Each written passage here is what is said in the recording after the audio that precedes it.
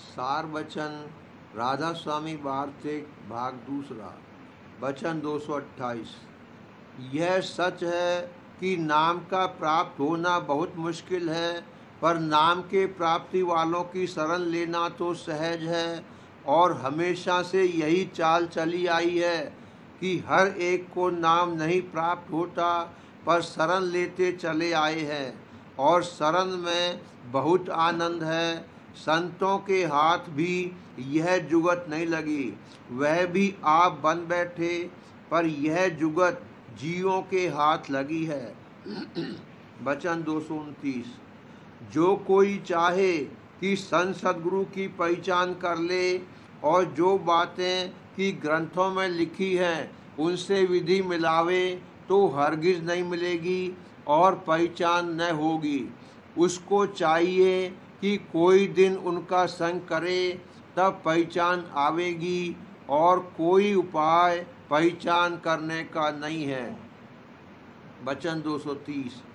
जिसने नरदेही पाकर आत्म तत्व को, जो इसमें असल यानी सार वस्तु है, न पाया और संसार के भोगों में इस नरदेही को खोया, वह जीव पशु है। मनुष्य स्वरूप हुए तो क्या, पर काम पशु का करते हैं। सो यह बात बे सद्गुरु पूरे के प्राप्त नहीं होगी।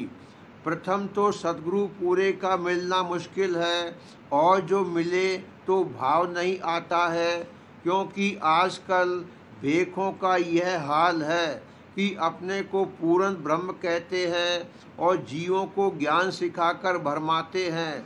और जो उनसे दरियाफ्त किया जावे कि तुमने ब्रह्म को किस जुक्ति से पाया, तो उसका जवाब नहीं देते हैं। इस वास्ते उनका ब्रह्म कहना झूठा है, और उनका मार्ग भी जो विद्या और बुद्धि के विचार का है, मन के पेट का है, उससे जीव का उबार नहीं होगा। बड़भागी वही जीव हैं जिनको सद्गुरु पूरे मिल गए और निश्चय और प्रतीत अपनी बख्शी है और सेवा में लगाया है, क्योंकि जीव की ताकत नहीं है जो निश्चय ला सके या उनकी सेवा में ठहर सके। यह बात भी उनकी मेहर और दया से हासिल होगी। वचन 231। पिछले पापों का अहंकार रूपी मैल इस जीव पर चढ़ा हुआ है, इस सबब से दुख सुख पाता है। जब सद्गुरु वक्त के सन्मुख आवे, तो वे अपने दया रूपी जल से मैल धोकर इस जीव को निर्मल कर लें, और जो सदा सुख का स्थान है वहाँ पहुँचा दें। पर शर्त यह है कि यह उनके सन्मुख ठहरा रहे, और जो एक रोज को आया और एक महीने को गैर हाजिर हो गया, तो सद्गुरु क्या करें। यह बात उसी से बनेगी जिसको दर्द परमार्थ का होगा, बेदर्दी का काम नहीं है। वचन 232। नास्तिक जो मालिक के होने से इनकार करते हैं, सो गलती में है। मालिक इस तरह गुप्त है जैसे काठ में अग्नि, पर उनको नजर न आया, इस सबब से नास्तिक हो गए। अगर सतगुरु खोजते और उनसे जुगत लेकर अपने मन को मथकर देखते, तो उनको मालिक के दर्शन की दृष्टि हासिल होती और कृतघ्नता यानी नाशुक्री के पाप से बच जाते। वचन 233। जैसे मलियागिरी का जो दरख्त है, उसके जो दूसरा दरख्त नज़दीक होता है, वह उसको अपने समान खुशबूदार कर लेता है, इसी तरह से जो जीव साध संग में आए, वह भी संसार की तापों से बचकर एक रोज साध रूप हो जाते हैं। बड़भागी वही हैं जिनको साध संग प्राप्त है, और उन्हीं की नरदेही सुफल है। और जिनको साध संग प्राप्त नहीं है और न उसकी चाह है, वह पशु के समान है। नरदेही मिल गई तो क्या, उसका फल तो प्राप्त न हुआ। जैसे सूम की हालत कि हजारा रुपये पैदा करे पर खाए न खर्चे, तो ऐसे धनवान होने से क्या फायदा हुआ। अंत को जाने वह धन किसके हाथ पड़ा और क्या हुआ। और जो वासना उसकी दिल में रही तो सांप बनकर बैठा, और यह नहीं हो सकता कि वासना न रहे। फिर देखो कैसी नीच योनि पाई और 84 के चक्कर में पड़ा। इसी तरह जिनको नरदेही प्राप्त है और उन्होंने उसको संतों की प्रीत और सेवा में नहीं लगाया, तो अंत को 84 भोगेंगे। वचन 234। वेद मत वालों का कर्म, उपासना और ज्ञान संतों के सिर्फ कर्म स्थान तक पहुँचता है क्योंकि संतों का कर्म बगैर त्रिकुटी तक पहुँचे पूरा नहीं होता है और सत्यलोक तक उपासना रहती है और अनामी पद में ज्ञान प्राप्त होता है। पर संत कभी अपने को ज्ञानी नहीं कहते हैं, हमेशा भक्ति रखते हैं, और यह जो अपने को ज्ञानी कहते हैं वह असल में वाचक हैं, क्योंकि वह वक्त सवाल के जवाब नहीं दे सकते हैं कि उनको ज्ञान कैसे प्राप्त हुआ, यानी बिना कर्म और उपासना के ज्ञान का होना नहीं हो सकता है। सो उसका भेद वह बिल्कुल नहीं जानते, क्योंकि उन्होंने किया नहीं, सिर्फ पोथियाँ पढ़कर ज्ञान के वचन सीखे हैं। इस वास्ते झूठे ज्ञानी हैं, और जो जीव उनका वचन मानते हैं वह अपना बिगाड़ करते हैं। वचन 235। सतगुरु वक्त की हर हालत में मुख्यता है। पहले उनके चरणों में सच्ची प्रीत करने से सफाई स्थूल की हासिल होगी, जब अधिकारी नाम के श्रवण का होगा, और फिर नाम का सूक्ष्म रूप और सतगुरु का सूक्ष्म रूप और अपना सूक्ष्म रूप सब एक रूप नजर आवेंगे। पर यह बात सतगुरु की पूरी प्रीत से हासिल होगी।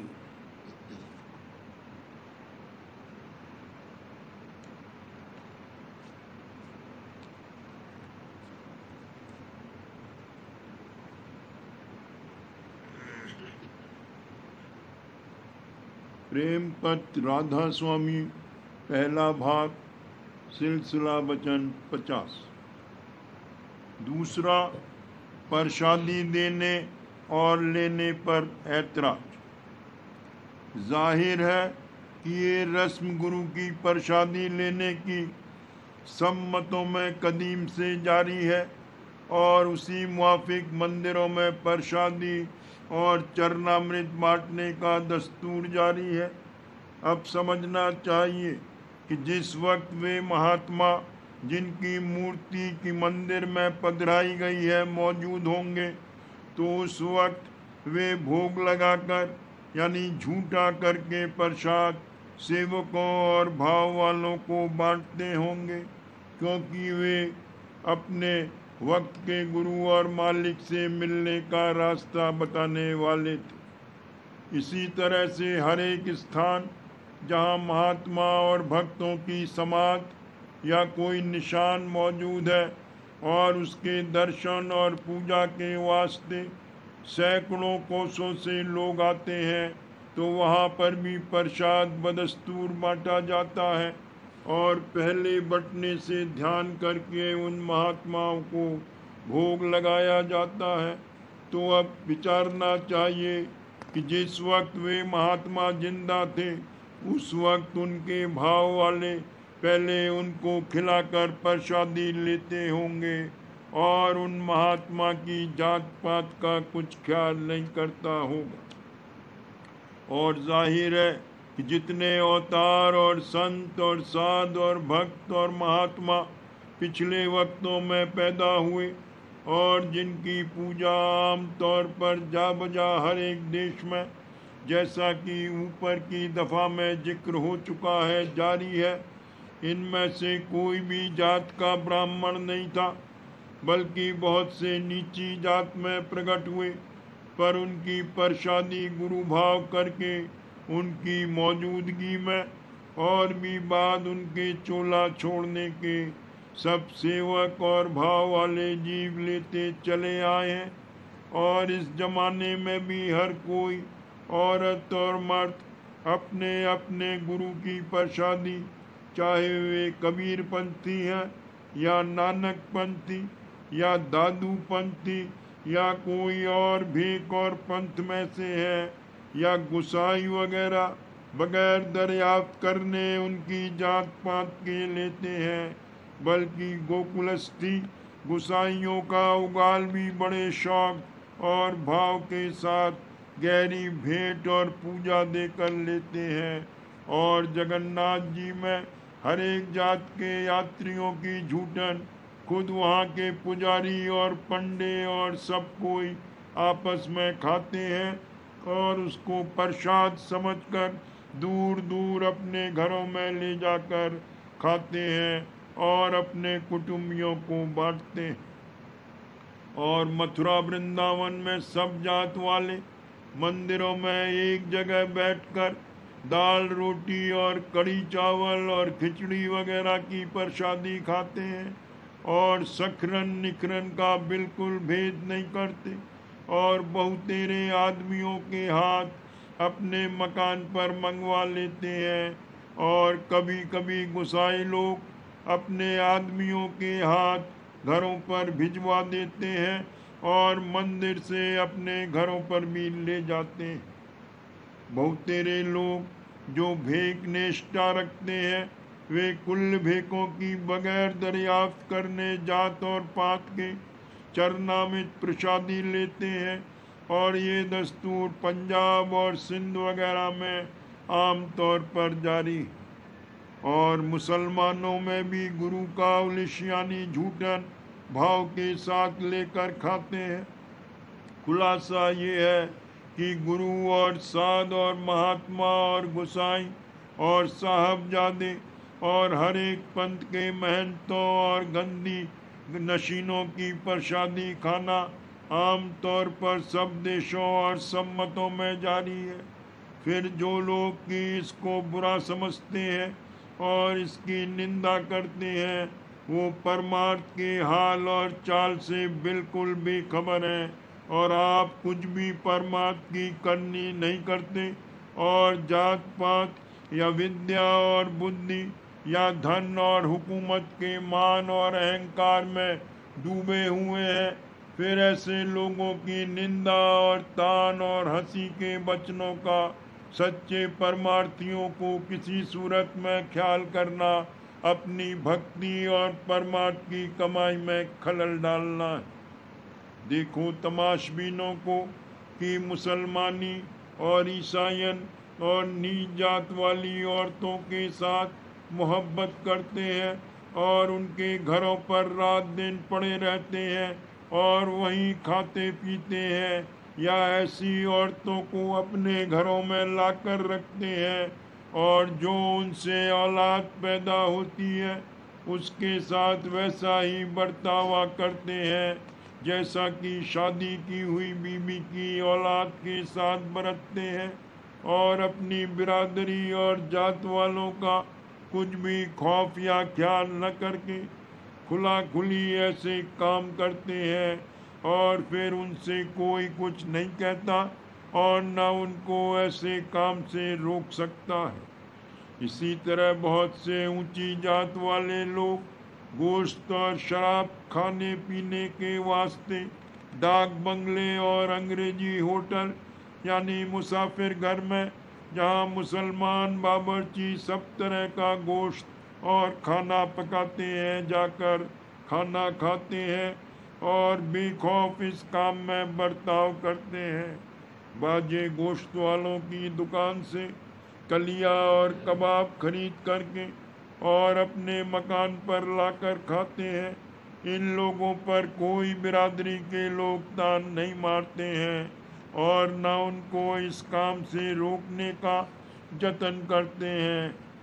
और बहुतेरे ऊंची जात वाले नौकरी की हालत में उन चीज़ों को जिनका छूना उनकी बिरादरी में पाप और निहायत नापाक समझा जाता है रोज़मर्रा अपने हाथ से उठाते और धरते हैं और वे काम जो उन्हें नहीं करने चाहिए हर रोज करते हैं और कुछ छूत उसमें नहीं मानते, पर परमार्थ के स्थान में पहुंचकर और सच्चे परमार्थियों से बातचीत करने में वक्त बड़ा अहंकार अपनी जात का दिखाते हैं और अपने तय महापवित्र समझते हैं और धन के लिए नीच से नीच जगह पर दीनता और आधीनता के साथ बर्ताव करते हैं, लेकिन परमार्थ के कायदे के वास्ते कभी सिर भी नहीं झुकाते और जो कुछ लाभ न होवे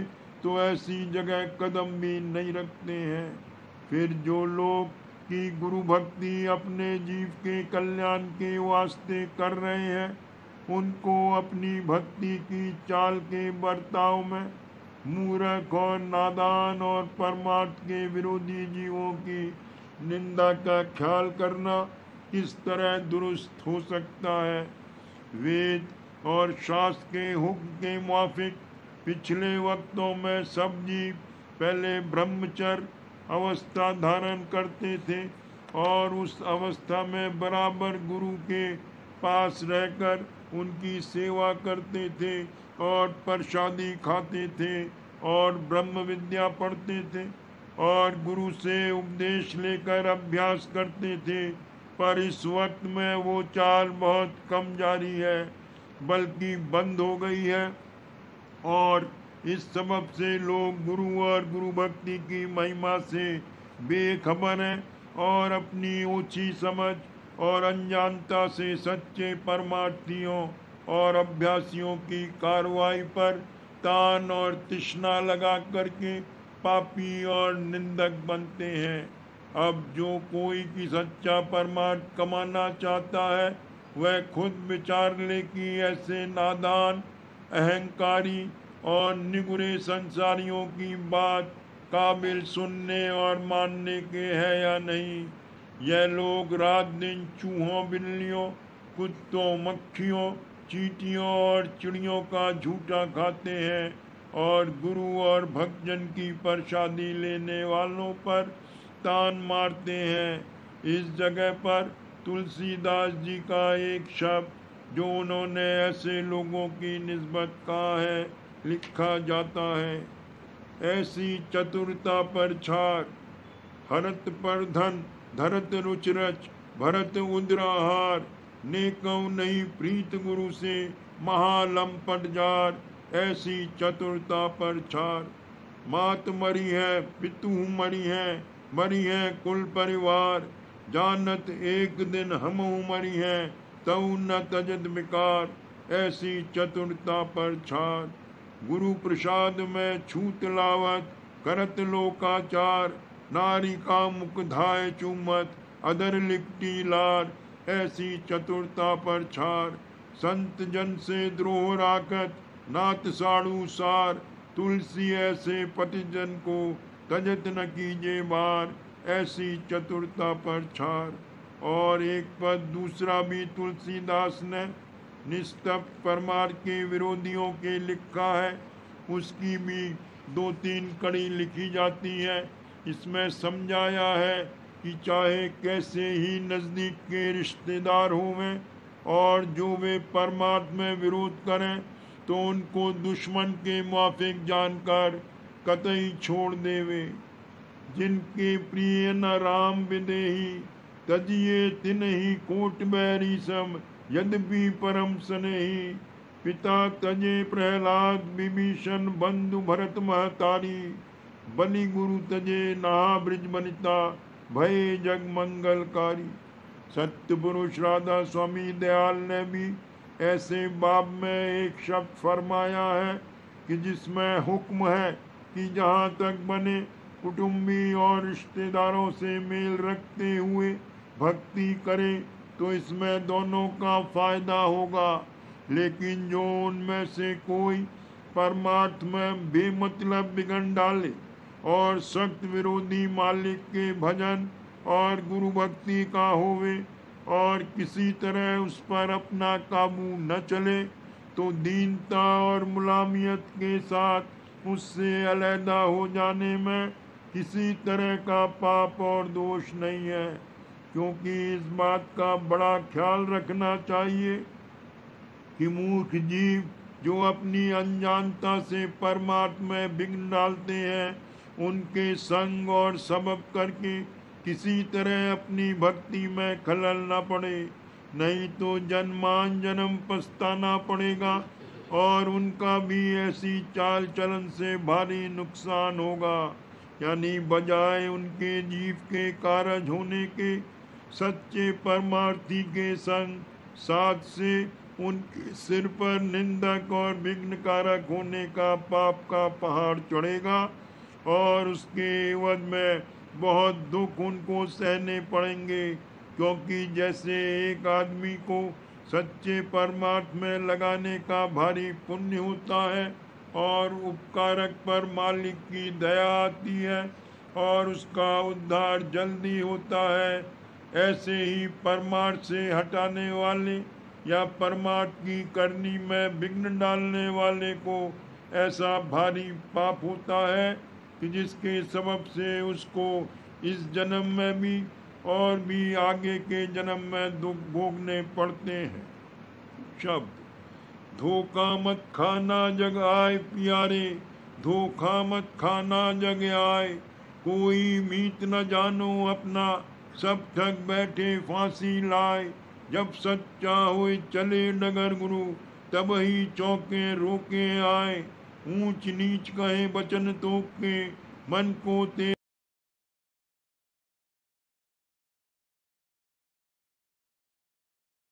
लाए।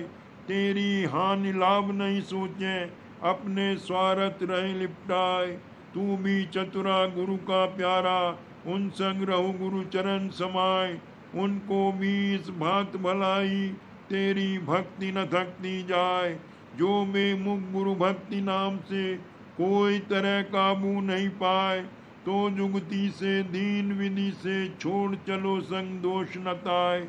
जो सन्मुख गुरु भक्ति नाम से होए कदाचित मेल मिलाए। राधा स्वामी कहत बनाई, बहुर बहुर तू भक्ति कमाए। भक्ति न छूटे कोई जुक्ति से, नहीं तो बहु विधि रहो बचता है।